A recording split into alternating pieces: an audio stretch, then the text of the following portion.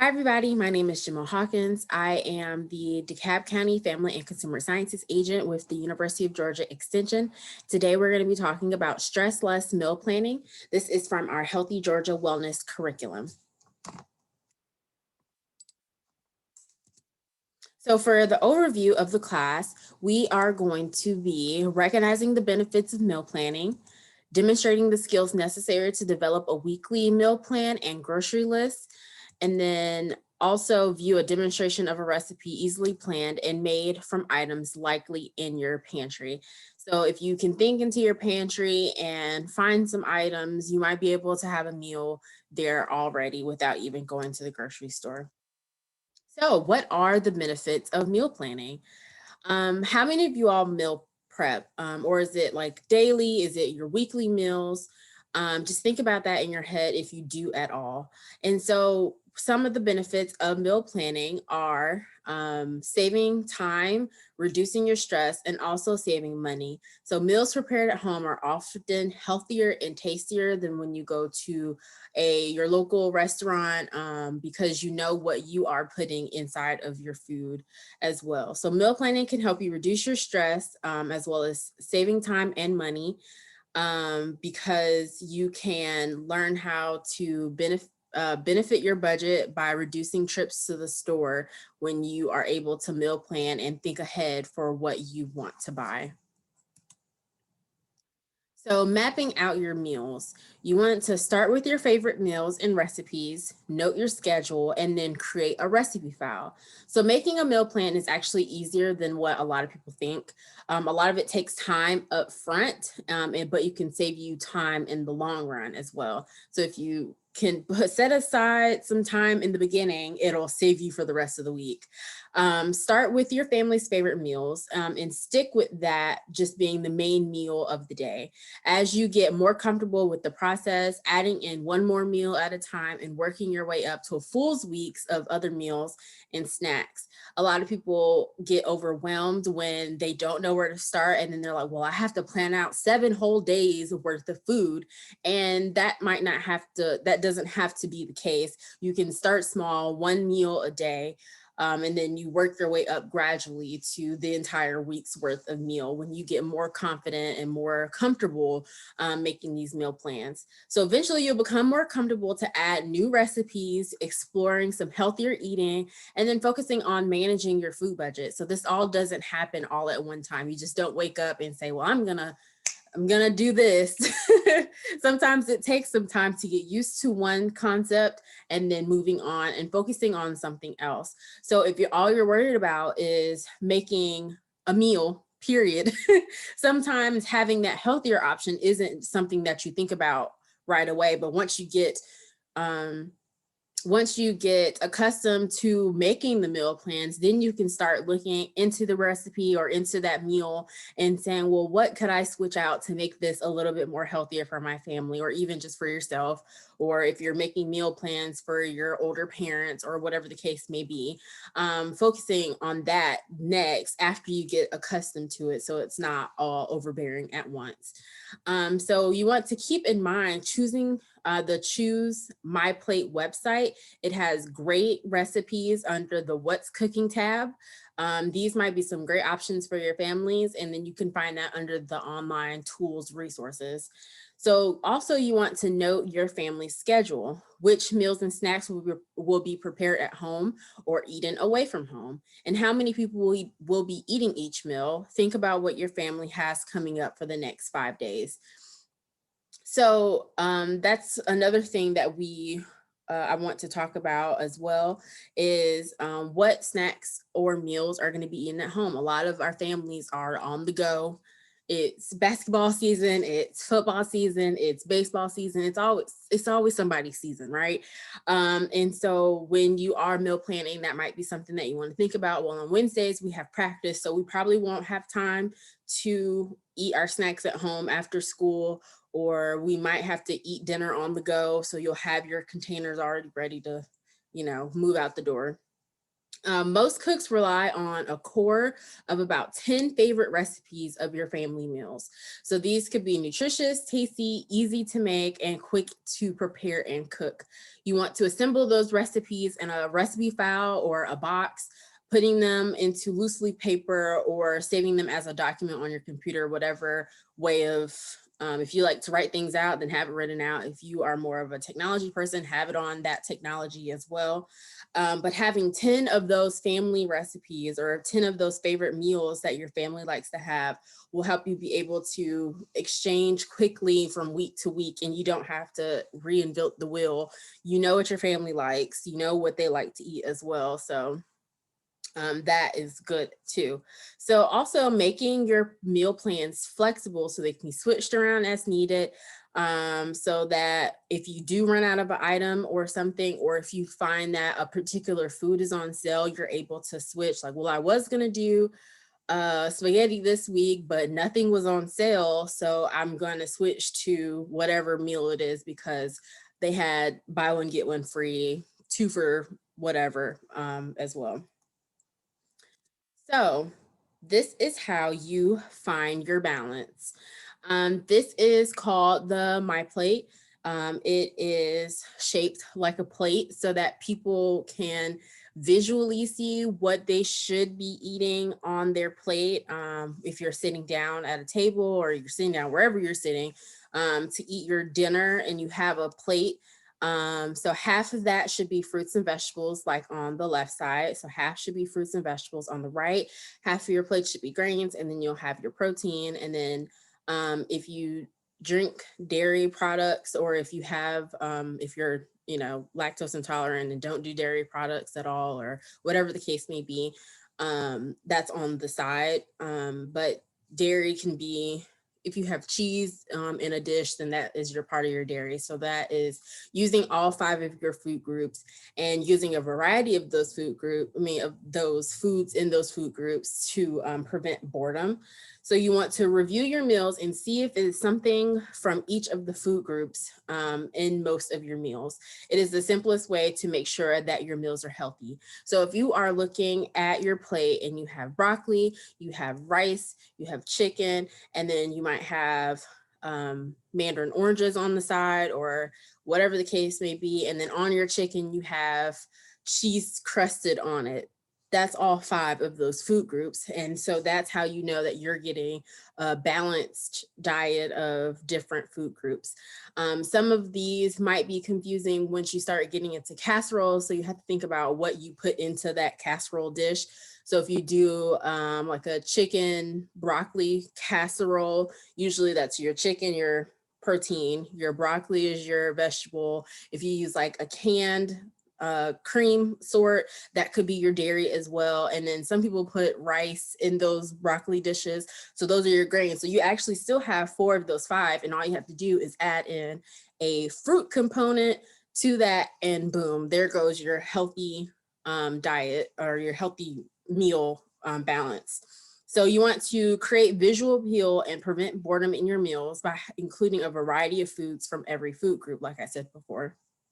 This is also the best way to get all the nutrients that your body needs. And so you want to choose foods that are contrasting colors, textures, flavors, sizes, and shapes, just so that you don't get bored when you're looking at your plate, or that your children don't get bored when they're looking at their plate. The main dish, which is the base around which the rest of the meal is planned usually, should provide should provide a serving of protein, like a lean meat or a bean. All protein does not have to be meat. If you are vegetarian or if you're vegan, a lot of those protein sources are going to come from beans, legumes, lentil type foods as well. So then once you have your main dish, your side dishes that go well with the main dish and contain plenty of raw and cooked vegetables, fruits, and whole grains. You can have your serving of milk or another cold or hot beverage. And then your dessert could either be a fresh fruit, a yogurt, a pudding, but that's also optional as well. So Next is you vary your protein foods. Like I was saying before, you can have beans, peas, lentils, eggs, and nuts are all excellent sources of protein. Not all protein has to be animal based. And that could be another way of switching up your plate or your recipes that you have, because I know a lot of meals revolve around the protein or the meat part of your meal, but you can do like a meatless Monday, how they have that's trendy. And you can get those proteins. You don't have to miss out on that protein from your beans, your peas, your lentils, eggs if you're not vegan or if you're vegetarian, and nuts. Choosing a variety of protein foods throughout the week. Meat is a good source of several proteins, but most meats are more expensive than other foods as well. So if you're trying to cut back, you can use dried beans, peas, lentils, eggs. And then if you have chicken one day, try seafood or the next. So just swapping it out so that you don't get bored. Like we said, we want to keep that freshness so that you will want to eat your entire meal, or your children might want to eat their entire meal. So the next part of this process is making a grocery list. This is where that time beforehand comes. If you set that time before, then you'll be better in the long run type thing. So you want to list your ingredients of what your need for that dish or that meal, using items that you already have in stock. So things that are in your pantry already that you don't have to buy, and then also checking for sales. So first you want to start by listing ingredients for your meals that you make. You want to check your refrigerator, your freezer, your cupboard, your pantry for foods that need to be used up as well. So if you know you have a lot of beans or canned vegetables or some sort in your pantry, then you might want to use those first before going out to the grocery store and buying some more before, so in case you forget that you have it, make sure that you check all those places so that you can use what you already have first. So a tip is to keep an inventory list actually in your pantry so that it's easy to know what you have to work with already. This is also one of those pre-planning things. And it doesn't have to be, I have to do this right now. It can be something where if you're thinking about what you want to do for the weekend and you have some free time, then this might be something that you can do so that you can stay ahead of the game. So it's also a good idea to keep a running grocery list somewhere in your kitchen as well, so that you don't forget to add items when you are running low. Sometimes if you don't have a list and you go to the grocery store, and as soon as you hit your driveway, as soon as you hit the door, you're like, oh, I forgot something. So keeping that running list so that just let me just go ahead and add this on so I know I won't forget. It can also help to list the items in the order where they can be located in the store. If you know that the store that you go to, if that's your store that you go to, you know that the bakery's on the right, and on the very far left side is the produce section, and then the middle is where everything is. It is easy to write down what aisle it's going to be in, or what way you need to map yourself throughout the store so that you don't get distracted and then end up picking up things that you went to the store, but this is not what I came in here for, but I put it in my basket anyway. It helps to avoid all that when you have and where everything is. And then you want to check your weekly grocery ads in your paper to find the best buys. If you don't get the grocery ads in the newspaper, you can download them from your grocery store's website or app. A lot of stores have those resources now, so that some of them even you can clip the coupon and put it in your digital app. And when you get to checkout, you just scan it and then it runs all your coupons through. So make sure that you check out those different websites or apps. And if you have extra money, then and there are special goods on the items that your family uses regularly, then try to stock up. So next is loving your leftovers. I love a good leftover.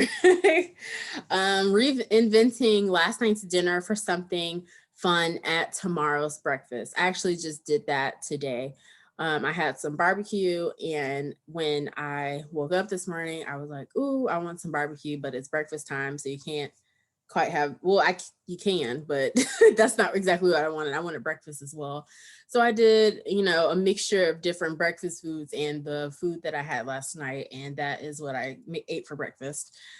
So many foods don't come in packages small enough just for one or two people. So buying larger packages that you need sometimes results in food waste, which means that money goes out the window, goes down the drain. So if you do buy and prepare large amounts, be sure that you are making something that you would want to eat multiple times in a week, or finding new ways to serve what you already have prepared. So there are many ways that you can use leftovers to make a new dish, like having a casserole, a quiche, a salad, or anything like that. To avoid waste, you want to try the planned over idea. So planned over basically means that you are making a plan to buy ahead or prepare amounts of foods that's going to give you servings for more than one meal. Like that spaghetti, we all know spaghetti gives you more than one meal. Um, and then when you are planning other ways to use that leftover, so you plan to make more than enough food for more than one meal, and then you plan what you're going to use those leftovers for. For example, consider preparing a recipe for four and then serving it twice, or cooking a large cut of meat or a whole chicken. Eat some of that when it's first prepared, save the rest for another main dish. This also means that you have to cook fewer times during the week. So if you are making a whole bunch in the beginning, by the end of the week, I'm barely even cooking. I'm just using my leftovers because I don't have to. I planned for it. Can you think of an example of what you could do with this? So just think in your mind, this is something I like to eat. This is something I know we always have leftovers for. How can I repurpose this and making a whole nother meal so I don't have to get into the kitchen again? So if you have some extra chicken for whatever meal that you made the first time, you can shred some of that chicken up and then make chicken burritos. If you have leftover vegetable sides, then you can throw it all in a pot and make a soup. Planning for leftovers can help you save time as well. So here is the simple meal plan that has the little MyPlate up in the corner. And it says create a grocery game plan. This is exactly what you should do. So on Sundays, breakfast for dinner. Mondays, meatless Monday. Tuesdays, dinner in the crock pot. Wednesdays, soup and sandwich. Thursday, pasta night. Friday from the grill. And then Saturday is leftover day. This is a way that um, you can plan out your weekly calendar for those. You want to make enough menus for about a 1 week cycle. You plan for breakfast, lunch, dinner, snacks, or 5 to 6 mini meals in the day, depending on what you like. If you don't like to snack and you want something else in between. Next to each meal, write the ingredients that you need to prepare. So you want to save your menus as well, and then you can rotate them so that in 2-3 weeks, you don't have to think about this again. It's already made out. Keep a grocery list in the kitchen where you can see it. And as soon as you run out of staple food item during the week, then you need to add that to the list. So if you know that you always use onions is something that you will always use in your dishes, then that last onion, you're using it up and you're like, well, let me go ahead and put this on the list because I'm gonna need it for the next couple of nights, or for next week's meals, because I know that's something that I always eat. So here is the example of the simple meal plan system just to help you get started. This system helps lend a hand in structure to planning, but it also allows for flexibility in the meal specifics as well. So if you know that you want breakfast for dinner, and you just don't know what you want for breakfast for dinner. So if you want waffles or if you want pancakes or whatever you eat for your breakfast for dinner, it leaves you flexibility to choose what you want. So, what challenges is keeping you from meal planning? And then how can you overcome these challenges? So this is just something that I want you all to think about. Is the challenge that's keeping you from meal planning time? You don't have the time to think about it. You haven't set the time in the beginning. So how can I do that in the end? But you have to make the time for it. You can make these meal plans while you're sitting down and watching television. During the commercial break, you could just scribble out some ideas so that you don't have to, have a designated time that you're sitting at a table. You can do this if you are in your car and you're waiting for your child to come out from whatever practice they have. This might be a time to where you can do some of that meal planning as well. Sometimes it doesn't have to take hours and hours for you to do this, especially once you get used to doing it.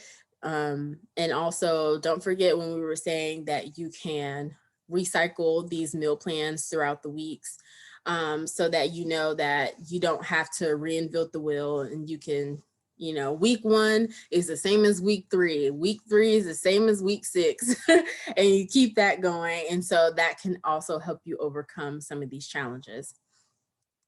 So this is the end of our presentation. If you like what we did today, or if you have some feedback for what we did, this is the link to our evaluation.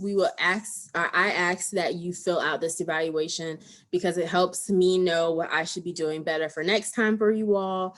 And the actual link is going to be listed somewhere in the portal for where you found this class at, as well as 3 handouts that will help you more in your stress less meal planning journey. So once again, my name is Jamille Hawkins. I am the Family and Consumer Sciences agent for DeKalb County with the University of Georgia Extension. And my email is Jamille, Jamille, period, Hawkins, Hawkins, at uga.edu. If you have any questions, then feel free to email me and I'll be more than happy to help. So until next time, thank you, and I hope you have a great day.